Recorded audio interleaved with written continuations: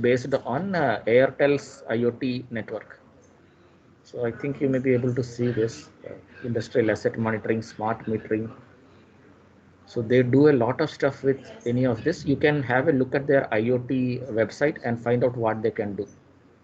See, so MG Hector is kind of one of the cars which has got this connected car tech. So they do this, and they use Airtel machine-to-machine SIM and IoT platform to connect with the internet. You also have Kent's CAMI, Kent water purifier people. They also make cameras, surveillance cameras. So they also have the same thing. And then you have things like EasyTap, POS systems, which also use IoT from Airtel. So you can see all of this is done with the help of Airtel IoT. So Airtel is one of the major providers as far as IoT is concerned. So you can see this is the size of their operations as of now. Right? So they operated both on 2G and 4G, and now 5G. When 5G comes in, it will become a little more kind of what do you say, widespread, because 5G is supposed to be able to give you device-to-device communication, D2D, and that will make IoT a lot more ubiquitous and more powerful because you can transfer a lot of data as well. Right, so that is where the actual power of IoT is going to come from. So that is why all the people are kind of very excited about 5G. Okay, so D2D function in 5G could be a very big game changer for almost all the IoT service providers. And there are several other things that are also built into the 5G protocol stack, which will help better IoT communication systems. Okay, so if you are interested, please go through the Airtel's IoT solutions. There's a lot of stuff that you will learn as you go along. So just for improving your general knowledge, because you're doing this course, this will also help you in doing, maybe going for higher studies or going for internships. If you say you're aware of all these things, so it will kind of help you a lot. Okay, so can I move ahead now? Yes, sir. So now we go into the second aspect of IoT systems, which is how the IoT networks are designed, what kind of architectures are present, and what are the design aspects of IoT. Right. So in most of the difference between IT and IoT, typically, we have already discussed this in the previous two classes. The main problem that you have with IT is that not problem. The advantage of IT as such is that it is not much bothered about the amount of data that you have, because you already have a very reliable connection. It could be an Ethernet connection, or it could be some kind of optical fiber cable or something like that should be always there for an IT network. And you know that the network is stable. People are not moving around. There are no moving things. It's not your car, right? I mean, like it's not your MG Hector which is running about. It's going to be your laptop, which will be sitting in one place, and you will be doing your work, closing it and going back home after the work is over. So you already know very clearly what kind of data is coming from where and for how long. Unfortunately, for IoT systems, that is not the case. So in that case, you will have to have a different set of a different architecture per se to ensure that the difference in the IT and IoT platforms are addressed accordingly. For IT systems, you have a separate protocol stack for different kind of applications. For IoT also, you need a separate architecture because the requirements are totally different. You cannot use the same network architecture for both the cases. I hope this makes sense to you. So these are the major drivers behind the network architectures, IoT network architectures that you need, right? We have already discussed this, the scale of IoTs. They are much larger in scale. Why are they larger in scale? Because you could have multiple devices, thousands of devices which are sitting in a geographical location and giving you data continuously. Obviously, because they are cheap to deploy now, you can have hundreds of devices which are doing this. So in that case, the networks can become very large. So you need to make sure that you are able to read data from all the nodes in the network, and you are able to analyze that, and you are able to make sense of it. Yes. So that is important. And another problem that you have is security. Security is required at almost all the layers of the network. Right from the physical layer onwards, you need security. right? I hope how many of you have kind of heard of the OSI layers? Have you? Can I see a show of hands? OSI layers in networking. Open system interconnection, 7-layer OSI network. No, none of you. Okay, so typically what happens is that any system, any communication system or any network system is built up of several layers.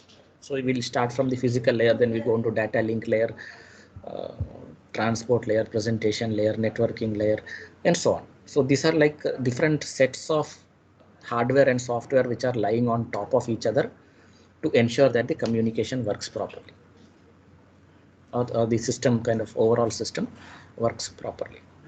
So in case of IoT, you have several other challenges also, because a typical IoT device has to be a low power device and a low computational complexity device. So you cannot employ a very costly cryptography algorithm to ensure that your data is secure, right? So if you're looking at data security, you have to do something called cryptography. You have to encrypt your data, then at the other end you have to decrypt the data, and these cryptography algorithms are computationally expensive. More complicated algorithm you put, more time it will take to compute, and more amount of data you will have to spend, and more computational resources you will have to spend. So the problem is, in that case, how much computational resources can you allot to ensuring data security? Because your system is going to be very cheap. You want to deploy many devices, and the amount of computational resources that you can put on a node is directly proportional to its cost. More complicated computational resources you want to put on a system, more costly it will become. You can buy an Arduino for 300 rupees, you can buy a Raspberry Pi for 3000 rupees, or you can buy a Jetson for 3000 or 30,000 rupees. They can be broadly used for the same purposes, but what you can accomplish with a NVIDIA Jetson is about 100 times more than what you can accomplish with a basic say Arduino Nano or something like that. So cost wise, computation wise, scaling up happens in that way. It is very important that we are aware of that when we are designing the network. Do I make sense? Any queries? Hello, is anybody there, or? No query. Okay, fine. So we go to the, and obviously you have the problem with security at each layer from physical layer onwards. What do you mean layer security? We mean, hello, am I audible? Yes, sir. Yes. So what do you mean by physical layer security is that you need to be right from the level where the data actually is coming into it through some means, through some cable or maybe through wirelessly. You need to have security at that level. So from physical layer onwards, you need to have security, because these are supposed to be exposed to the environment where somebody, if they're trying to spoil the network or trying to steal data from the network, they can do that very quickly by accessing the device directly. So you need to have security from that level onwards. Okay. I just wanted to know how many of you have worked with tools like Wireshark or something like that? Can I see a show of hands? Yes, there are very few. Because you are computer and communication students, I suggest that you have a look at all those kind of tools which are relevant. You can kind of intercept a lot of data with the help of, you can basically analyze the data packet transfer and those things with the help of tools like Wireshark. Okay, so they are relevant for your different applications. So in this case also, there are several other custom-made tools which can help you eavesdrop into any of the networks that exist. So that's a challenge that people have to deal with, and security therefore becomes a major challenge. Okay, and I have talked about the third thing very frequently. You have the issue of constraints, because these nodes are going to be deployed in the field, which could be remotely located. So you need to give some kind of battery which can last for a very long period of time. You also have the issues of computation, because if you want to keep the node cheap and robust and more long lasting, you have to reduce the amount of computation that it does. Can you tell me what is the relationship between computation and energy? Why do we say that if you have more computation, you use up more energy? Why could that be? The lowest level, why could that be the case?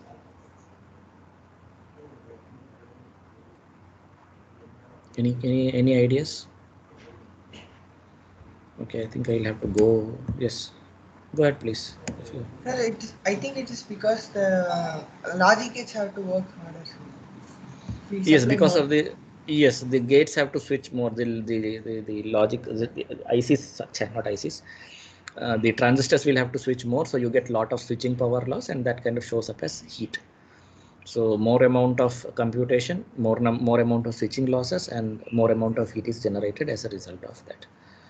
So that is a challenge that people face when you are putting in more computation. And that is also the problem when you have very large amount of RAM as well. So you need to refresh. So based on the refresh rate also, you begin to lose a little bit of energy. But they are minuscule compared to what actually happens during the computation. So you have to judiciously decide on how much computation you want to do given a device. You can use a very powerful device, but if you limit the amount of computation that it is doing, it will draw less amount of power.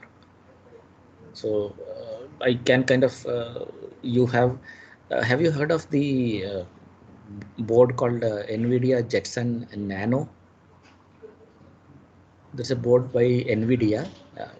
You must have heard of the graphics card company NVIDIA, which makes all kinds of GPUs. So they also make a very low power board, which is called the NVIDIA Jetson Nano. That is the lowest power GPU device that you can basically buy. You've heard of that, Jetson Nano? Show of hands. Just a name. Okay. So you can buy it in India. It will cost about 10,000 rupees.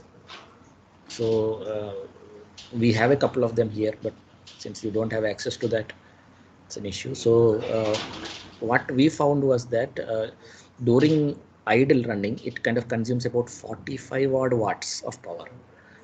But when it is running at full throttle, it can go up to 100 to 150 odd watts of power consumption is kind of happening. So based on how much amount of resources you give it to compute, the power factor, the usage of power could increase by a factor of 2, which means that your battery, if you are using it to power it using battery, your battery will last only half as long. So unfortunately, you have to decide on what computation you have to perform at the edge nodes before you kind of decide on the battery capacity and all those things. So that part also comes into picture during the network design phase. But what we are going to do now is we are going to look at the overall system architecture. We are not going to design it from scratch and look at the energy requirements. We'll look at the overall system kind of behavior. Okay. So let's see this. The fourth problem is, again, as I said, the volumes of data that you are handling. So if you have thousands of nodes sitting in the field which are feeding in data continuously, you have a problem because you cannot handle all of that very quickly. So you need the backend servers which are kind of quite good. Ideally, you could have if it is kind of a security related ish kind of system where you cannot just outsource it to anybody in the cloud, best option will be to use your own backend server and maybe do the analysis with the help of Spark or something like that. So those kind of tools can be used to do the streaming data analysis. But maintaining and creating those kind of servers can be expensive. So typically what most people do is they go to the cloud service providers now and they just take the space in the cloud and the service providers do all the backend work for them. Right. So for example, you have Google Cloud, you have Microsoft, which has kind of got its own cloud, and any IBM has got its own cloud. All the big players in the IT space have their own cloud services, which can be used for doing this. So you can buy your own space and design it. I mean, like you can use your data handling or data processing in the backend using their clouds. That's the easiest way of doing it. Okay, but again, as I said, you can also develop your own, design your own server and set up your own hardware, which can take the data and do the processing for you. So it's possible. The fifth one that you have is the support for legacy devices. This is a major challenge because we already discussed this, that you may have devices which are sitting in the field for about 4 years, 5 years, 10 years. Technology may have changed by leaps and bounds by then. But because you do not have the let's say the amount of, maybe you don't have the money, or maybe you do not have the access to that place again, you have to keep on making sure that the devices are working and that they are being supported by the current network upgrades that are being provided. So old systems cannot be just discarded. You will have to incorporate those old devices into your system. So that creates a lot of heterogeneity and the data mismatch. So many problems will come as a result of that. So providing data support or supporting legacy devices is a major issue that you have to deal with. Okay. And again, the next problem that you have is real-time data analysis. This is pakka machine learning, streaming data processing kind of a problem. And the more better algorithms are coming all kind of all the time. So you see a lot of improvements happening in this area. So whenever you do maybe a machine learning or a stream or a big data course, you will learn more about this. We will not be dealing with this in a big way.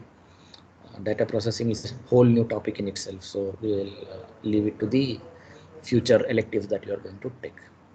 Okay. So can I move to the next slide? If you have any queries, please ask.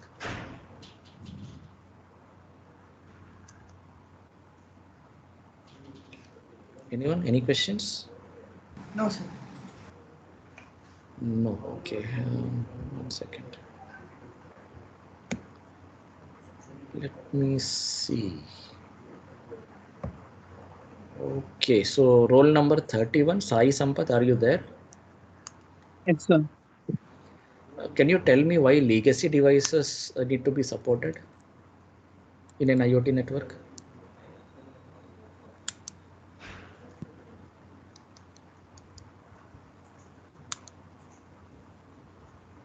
Hello. Tell me why legacy devices need to be supported in an IoT network.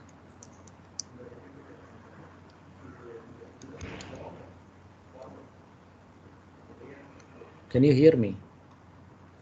Yes, sir. Yes, sir. What? Yes, sir. I don't know, sir. No, you don't know, or what? I mean, I could not understand what you are saying. No, sir. I don't know.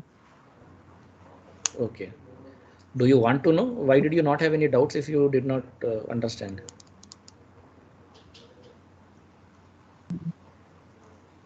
Huh? Nothing, sir. Okay. Fine. If you're not interested, then it doesn't make any sense for me to ask you. No? All right. No issues. So we'll go to the, if anybody else has any questions, please go ahead.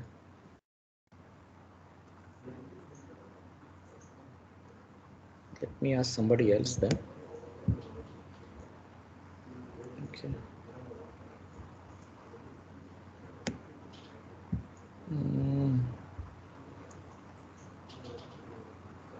We have, what is this, roll number?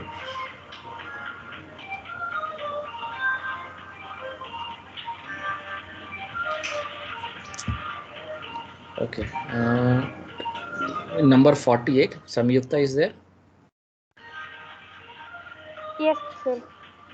Okay, so tell me why computational resources are a constraint for IoT systems.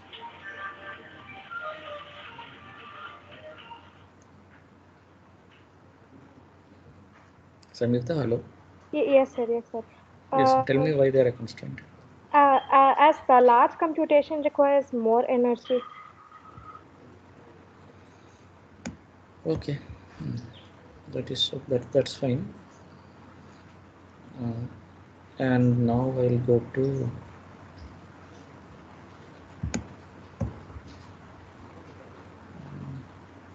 number 53. Shiva Kailash.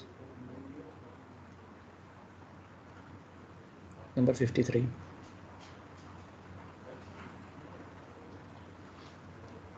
Shiva Kailash, are you there?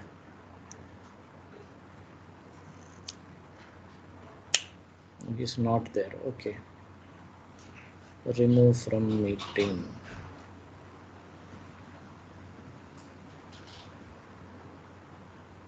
Okay. So Shiva Kailash is not there. Let me find somebody else. Nitesh, number 39. Sir, yes, sir. Sir, Why is scalability important for Sir, IoT systems? Um,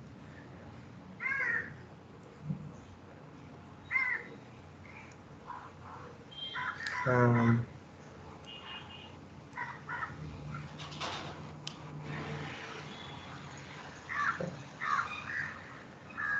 Turn on your camera. Let me see you. yes, sir.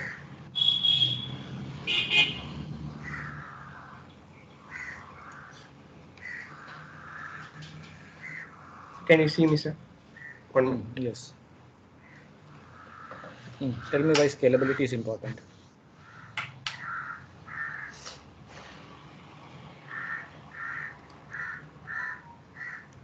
Sir, no, sir. Why is scalability important? You tell me. I can see you now. Um, mm, for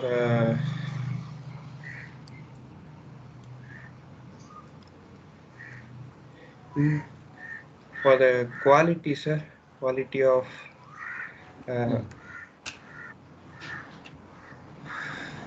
Quality of?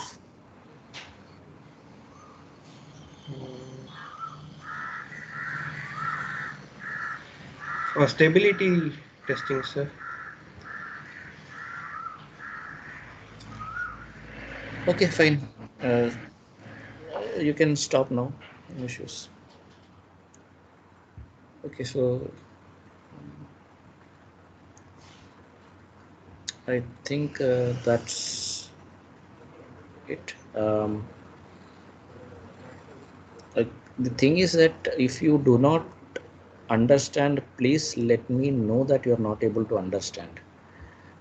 Okay, please, that it is very important that you learn this subject properly. If you are not interested in it, I can't help you really if you are not interested, but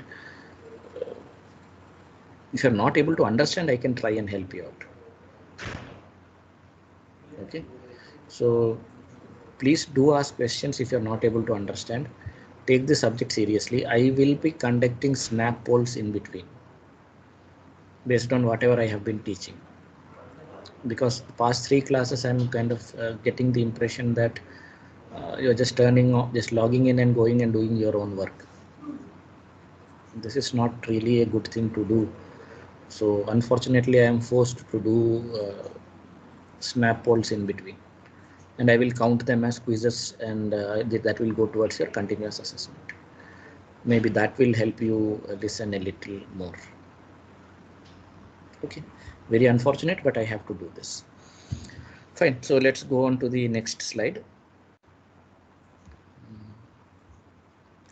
We are going to look at two major IoT architectures. First one is called the 1M2M and another is called the IoT World Forum architecture. So these are the two major architectures that kind of dominate the market, or these are the two major things that the IoT major, the networking major Cisco thinks are going to be very big in the near future. So we are looking at what the Cisco is kind of thinking. Cisco is the biggest networking equipment manufacturer, and whenever you talk about computer networks, you're talking about Cisco only most of the time. So yeah, they are kind of quite big, and based on their assessment, we are looking at their kind of understanding of what network architectures and how they expect the network architectures to change over a period of time. So we look at two different architectures. First one is called the 1M2M and another one is called the IoT World Forum. So if you look at this, the first one is the 1M2M, and this is the logo of 1M2M architecture. So when we talk about the 1M2M standard architecture, it is an architecture which has been built by a consortium of companies. So typically most of the standards or most of the architectures that you are seeing are not developed by a single person, but by a group of people or a group of companies which are coming together to create different standard. Because IoT is a relatively new concept, there is a lot of fight which is going on regarding the ideal architecture which can be used for the purpose. So there are a lot of people who are working at cross purposes. Device manufacturers are there, service providers, everybody kind of OEM, all those people are fighting with each other to come up with a standardized architecture that corresponds to their strengths so that they can corner more of the market. Okay. Is the screen visible now? 1M standard architecture? Yes, sir. Yes. Yes. So this is the history of 1M2M standard architecture. M2M stands for machine to machine. So the communication between IoT devices is considered to be machine to machine communication. So that's what you also get. If you can actually log into Airtel and it will show it as Airtel M2M. If you're looking at IoT SIM cards from Airtel, you can buy actually SIM cards which will work only with IoT. So they are called M2M chips and M2M SIM cards, and you have to give a separate application to Airtel and get it from them separately. And they will do only machine to machine. You cannot make normal audio, video calls, etc. They are designed only to work as M2M chips, which will go into the 4G slots that are provided with IoT devices. So that is what you are seeing here. And you can see it was kind of started by the European Telecommunication Standard Institute. So ETSI is a major standard making body. And we started off with in 2008. After that, it kind of evolved over a period of time into including IoT. So in 2012 is when you start seeing the global the 1M2M standard as a global industry standard, which they began to push for IoT communication systems. Okay, and you can see the last point that is important. The last point is that it focuses on IoT services, applications, and platforms.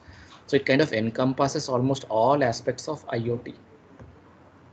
Right? And obviously, if you are including all of them, you have things like smart metering, smart grid, smart city, e-health, connected vehicles, all these things come into this picture.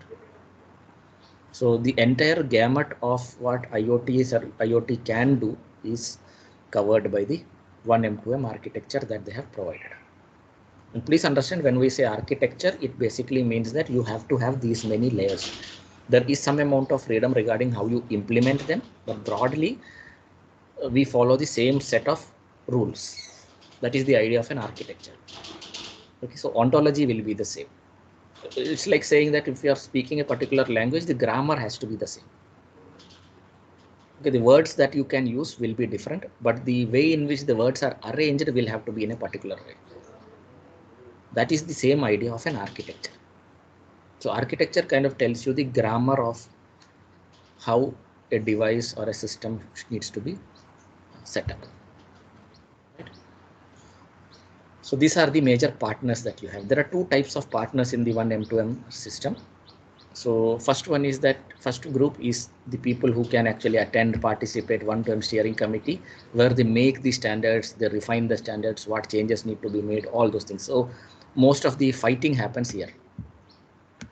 So most of the arguments, the fighting, the what needs to be added, what needs to be removed, all that will happen in the steering committee meeting and during the voting process. Second type is the one which gives the strategic direction. So this is like a overall body which kind of gives you general directions on what should be done when you are designing the architecture and so on. Okay. So they can also participate and do all the other things, but most of the manufacturers and other people who are interested in deploying the devices or making or manufacturing the devices and the network will work in the type 1 type partner list for M2M at least. So these are the major partners that you have. We also have our own participants here. Telecommunication Standards Development Society, TSDSI, which is a part of the 1M2M standard making body. So these are like some of the major partners. This TSDSI. I don't know how many of you have heard of this before. How many of you heard of this before? TSDSI? Anyone? Show of hands, please. No one. Okay. So yeah, so it is actually the standard making body for India applications. So it's like a volunteering body which has all the telecom service providers and other people who are in the business of communication systems. And you have all the major service providers or the major telecommunication standard setting agencies, right from Japan to US, Europe, everywhere, from Korea, everywhere. Okay, so all these guys are sitting in this. Somehow, South Korea is one of the major leaders in 5G and IoT deployments. So they are also in kind of doing a great deal of work on this. China is a major player, obviously, but because they do not want to be reliant on China, you will see countries like Korea also doing a great deal of work on this. And the second type organization that you have, partner type 2, which gives the global idea of how the M2M standards need to evolve, is called the global platform. That's it. Its name is global platform. So maybe you can just type in Google and just go for a global platform. You will see it will go to their own website. I think globalplatform.org or something like that, where they will have a lot of resources on what should be done regarding IoT and M2M. And so much of material is available on their website on this. Okay, so there is only one major partner which is there in 1-2M M2M kind of a system. They are also always open to add more people in this. So if there is any organization that is interested in working on this, they can also go and join. These are the two major partners. I think we have like 2 minutes more to go. Are there any queries so far? No, sir. Okay, so if there are no further questions, I think we should be stopping now. In the meanwhile, you can have a look at, I'll just do one thing. I'll share the link of the website that I have shown you in the beginning. I'm just putting it here. It's in the chat window. I have just posted it. Airtel.in business B2B Airtel IoT. So you can go through this and kind of get an understanding of how IoT is changing the lives that we have. IoT is not just connecting an Arduino board to something and sending data to the cloud. There is a lot more stuff which is going on, and a good starting point will be what Airtel is doing. Many of us did not, like even now, do not realize how much IoT is there in our lives, and it's going to increase more. You will see more and more connected cars. You will see more and more smart meters. All those will require a lot of IoT coming in. So they're going to be very relevant, and good starting point will be to see what it is by looking at the Airtel's business portfolio on this. All right. So any queries, any other questions you would like to ask me? No, sir. No. Okay. So if there are no further questions, I think I should be stopping now. So thank you all for attending. The first PPT will be uploaded today, and you should be able to see it in your AUMS. Okay, and we'll have a quiz very shortly based on the contents of the first presentation. And if you want to learn more about the things that I have given in the presentation 1, you can refer to internet and just use the keywords to search for it.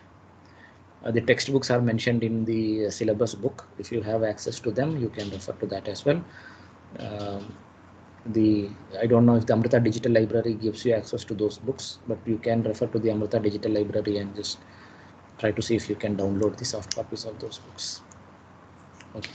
So thank you all for attending. We'll continue in the next class. I believe next class is on Thursday, which will be a discussion hour. So if you have any queries, please feel free to ask them.